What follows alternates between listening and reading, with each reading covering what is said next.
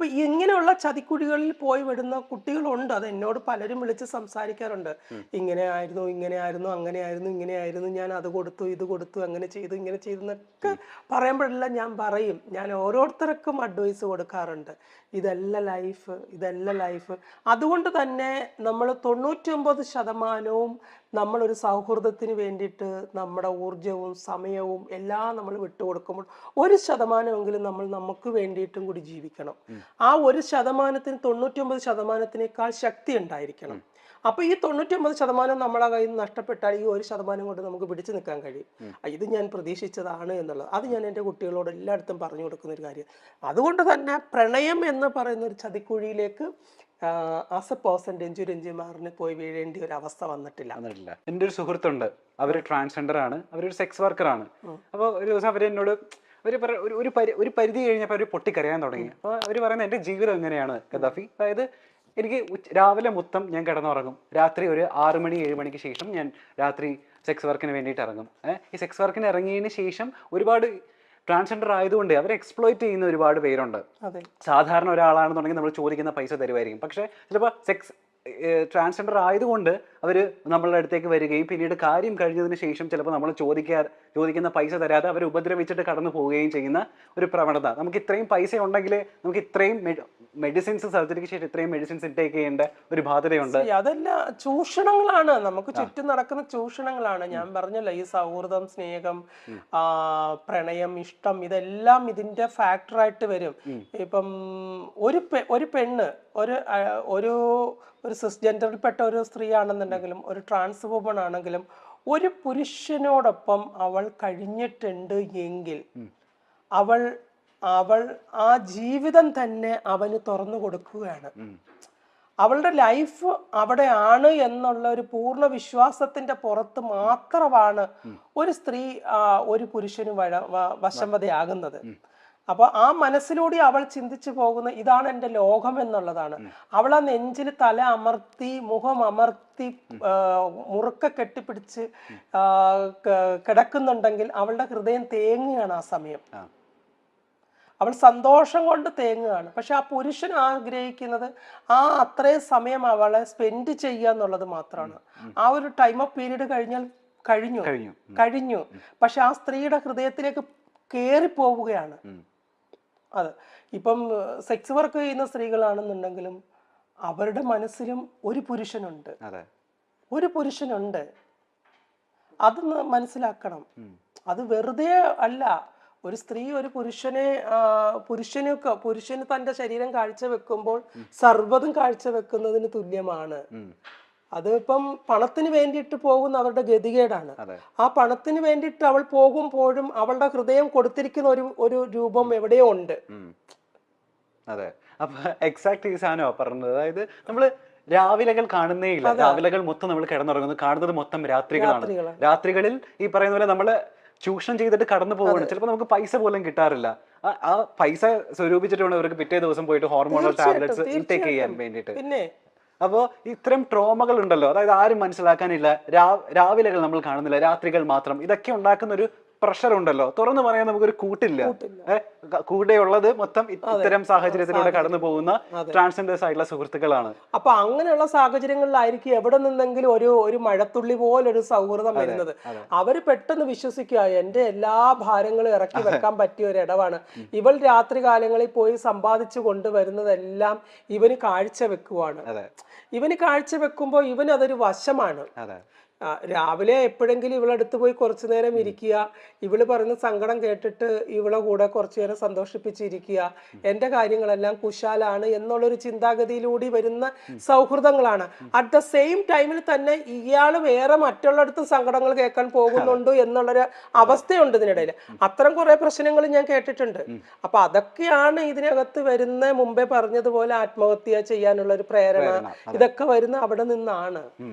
പണ്ട് രഞ്ജു എന്നെ പറഞ്ഞു കേട്ടിട്ടുണ്ട്. അതായത് ഞാൻ മേരിക്കുട്ടി സിനിമ കണ്ട സമയത്ത് അത് രഞ്ജുവിന് ഒരുപാട് റിലേറ്റ് ചെയ്യാൻ പറ്റിയ ഒരു സിനിമയായിരുന്നു. കാരണം ഇതുപോലെ തന്നെ ഒരു കാരണവുമില്ലാതെ, കാരണം പോലും അറിയാതെ പോലീസുകാരുടെ ഭാഗത്ത് നിന്ന് മോശം അനുഭവം ഉണ്ടായിട്ടുണ്ട്. പോലീസ് സ്റ്റേഷനിൽ പോയിട്ട് ഒരു തെറ്റും ചെയ്യാതെ ഇങ്ങനെ കിടക്കേണ്ടി വന്നിട്ടുണ്ട് എന്നൊക്കെ. ഇത്തരം ഉണങ്ങാത്ത മുറിവുകളുണ്ടല്ലോ, നമ്മളെ മുൻകാലത്ത് നമ്മളെ നേരിടേണ്ടി വന്നിട്ടുള്ള ഇത്തരം ഉറങ്ങാത്ത മുറിവുകൾ ഇനിയും മനസ്സിൽ ബാക്കിയുണ്ടോ? എൻ്റെ മുറിവുകളെല്ലാം ഉണക്കാനുള്ള മരുന്നുകൾ ഞാൻ പറഞ്ഞല്ലോ, എനിക്ക് ഉണ്ടായിട്ടുള്ള അനുഭവങ്ങളിലെ ബാഡ് എക്സ്പീരിയൻസിൻ്റെ ആയിട്ടുള്ള എല്ലാ അനുഭവങ്ങളിൽ നിന്നുള്ള മരുന്നുകൾ ഞാൻ തന്നെ സ്വരൂപിക്കുകയായിരുന്നു എൻ്റെ പിന്നീടുള്ള അനുഭവങ്ങളിൽ നിന്ന്.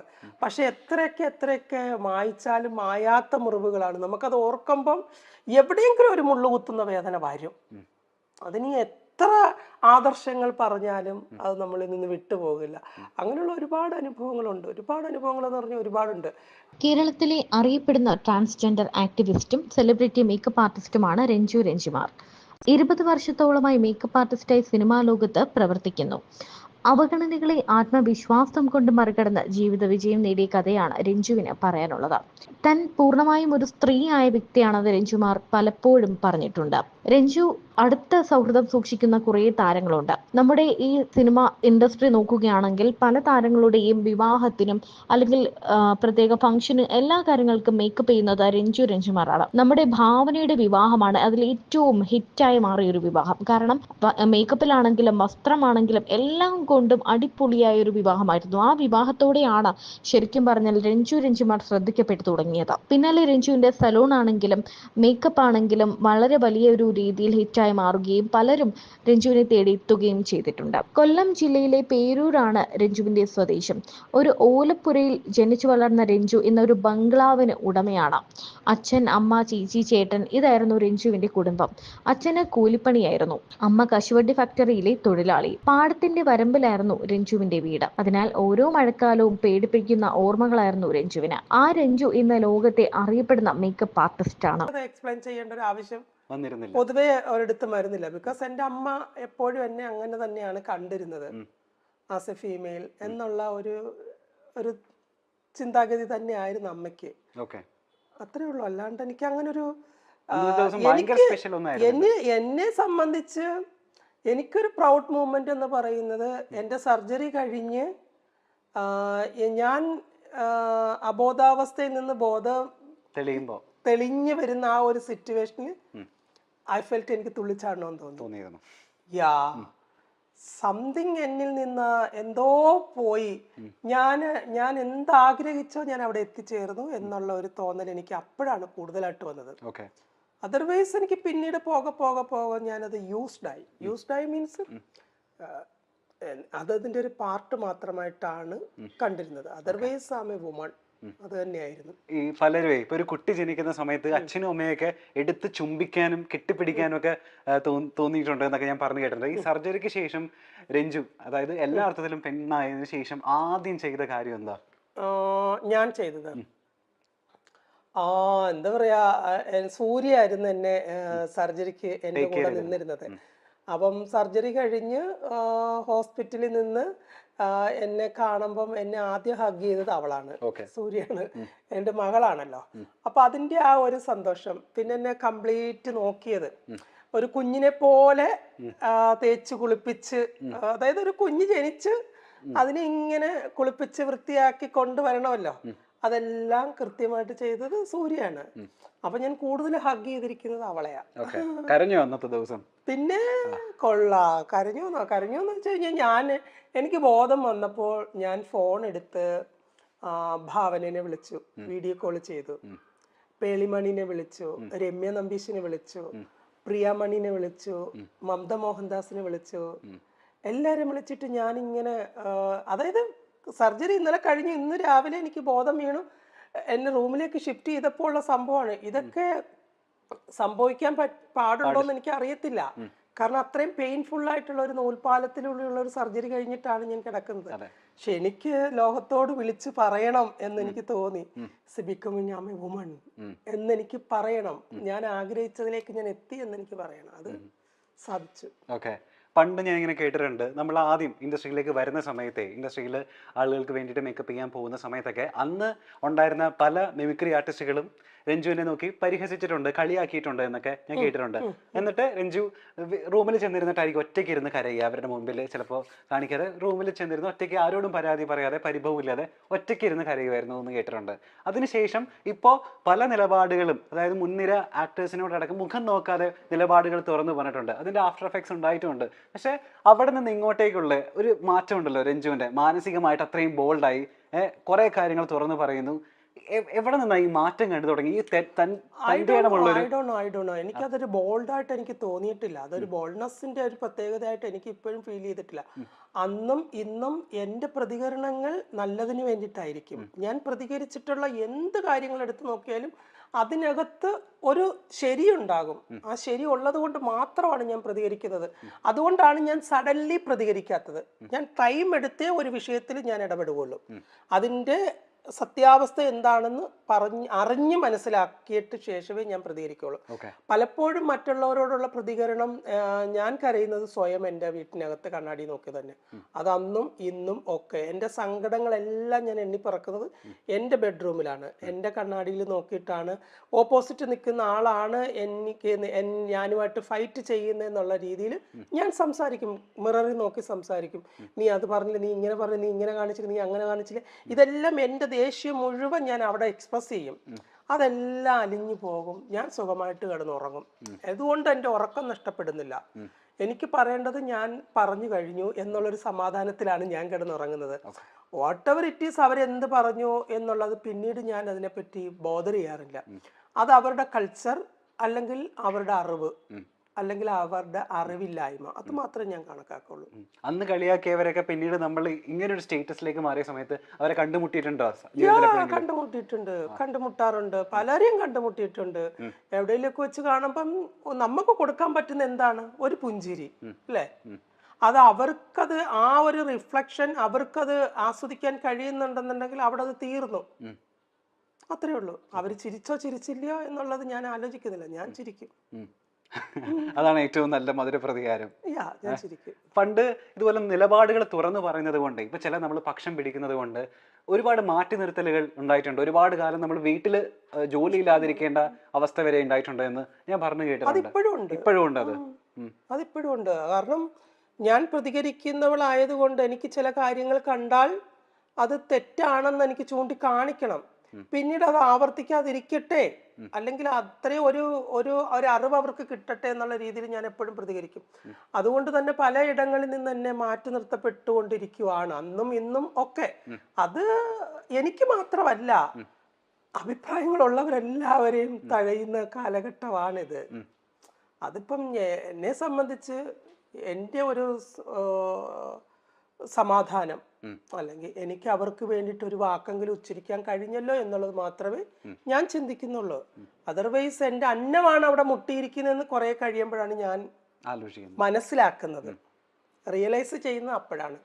ഞാൻ അന്ന് അങ്ങനെ പറഞ്ഞത് കൊണ്ട്, അല്ലെങ്കിൽ അന്ന് അവരുടെ കൂടെ അവർക്ക് സപ്പോർട്ട് ചെയ്തത് കൊണ്ട് എൻ്റെ അന്നം മുടങ്ങുന്നുണ്ട് എന്ന് ഞാൻ റിയലൈസ് ചെയ്തു. അതും എന്നെ ബാധിക്കില്ല. ബിക്കോസ് ഞാൻ ഇങ്ങനെ ഒരു സപ്രപഞ്ച കട്ടിലിൽ ഒന്നും ജനിച്ച ആളല്ലല്ലോ. വായി സ്വർണ്ണക്കരണ്ടിയും കൊണ്ട് ജനിച്ച ഒരാൾക്കേ സ്വർണ്ണക്കരണ്ടി നഷ്ടപ്പെട്ടു പോകുമ്പോൾ ആദ്യം വരുവുള്ളൂ. എന്നെ സംബന്ധിച്ച് പ്ലാവില കൂട്ടി കഞ്ഞി കുടിച്ചിട്ടുള്ള ആളാണ് ഞാൻ. അപ്പൊ എനിക്ക് ആ പ്ലാവില കൂട്ടി കഞ്ഞി കുടിക്കുന്നതിന്റെ രുചി എന്താണെന്ന് എനിക്ക് നന്നായിട്ട് അറിയാം. ഞാനിനി തിരിച്ചങ്ങോട്ട് എത്തിയാലും എനിക്കങ്ങനെ പ്രത്യേകിച്ചൊരു വ്യത്യാസമൊന്നും വരില്ല. അതുകൊണ്ട് ഞാൻ അതിനെപ്പറ്റി ചിന്തിച്ച് ഓവർ തിങ്കിങ് ഇല്ല, അത്ര തന്നെ. ഇപ്പോഴും അത്തരം തുറന്ന നിലപാടുകൾ പറയാനും എന്റെ അഭിപ്രായങ്ങൾ തുറന്നു പറയാനും, ഇനിയിപ്പോ ജോലി ഇല്ലെങ്കിലും സാരമില്ല, അത് തുറന്നു പറയും തന്നെയുള്ള ഒരു മാറ്റവും പറയും. എനിക്കത് അവർ പറഞ്ഞത്, അവരുടെ പ്രസ്താവന തെറ്റാണെന്ന് കണ്ടു കഴിഞ്ഞാൽ, ഇന്ത്യയിൽ വോട്ടവകാശമുള്ള ഒരു ഇന്ത്യൻ പൗരത്വം സ്വീകരിച്ചിട്ടുള്ള ഒരാളാണ് ഞാൻ.